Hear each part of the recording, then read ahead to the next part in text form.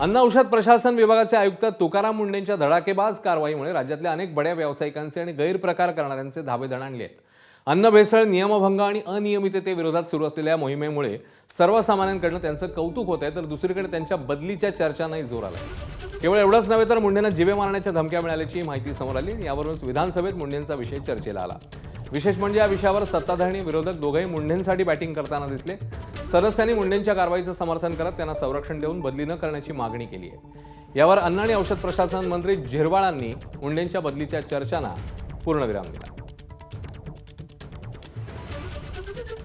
तुकाराम मुंढेंना आता उचलण्यासाठी हे ड्रग्ज माफिया, फार्मास्युटिकल माफिया हे 250 कोटी रुपये जमवत आहेत फक्त तुकाराम मुंढेंची विकेट काढायला। आणि माझं आज मी सरकारला सांगतो की तुकाराम मुंढेंच्या जीवाचं बरं वाईट होण्याची शक्यता नाकारता येत नाही।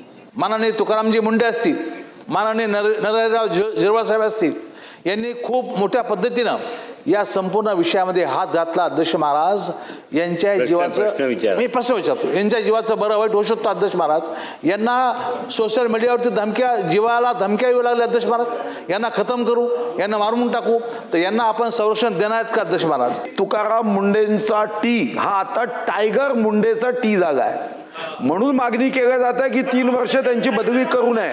आयुक्त महोदयांनी सुंदर अशी कार्यवाही सुरू केलेली आहे, त्यांना तुम्ही थांबवणार आहात तर आपण थांबवणारच आहोत त्यांना। त्यांची रीतसर त्या ठिकाणी पोस्टिंग झालेली आहे, बदलीचा प्रश्नच उद्भवत नाही। राज्यातले धडाडीचे सनदी अधिकारी तुकाराम मुंढेंनी अन्न औषध प्रशासन विभागाचा पदभार स्वीकारल्यापासून कारवाईचा जणू धडाकाच लावलाय। अन्न औषध प्रशासनाने शिर्डीत पुन्हा एकदा धाडसत्र राबवलं आणि निकृष्ट दर्जाचा 500 किलोहून अधिक पेढा जप्त केलाय। साई मंदिर परिसरातील खासगी पेढे विक्रेत्याच्या दुकानांवर कारवाई झाली। एबीपी माझाने काहीच दिवसांपूर्वी शिर्डीतल्या निकृष्ट दर्जाच्या पेढ्यांचा पर्दाफाश करत भाविकांच्या आरोग्याशी खेळ करण्याचा प्रकार समोर आणलेला। या बातमीनंतर प्रशासन जागं झालं। एफडीएकडनं शिर्डीत दुसऱ्यांदा मोठी कारवाई झाली।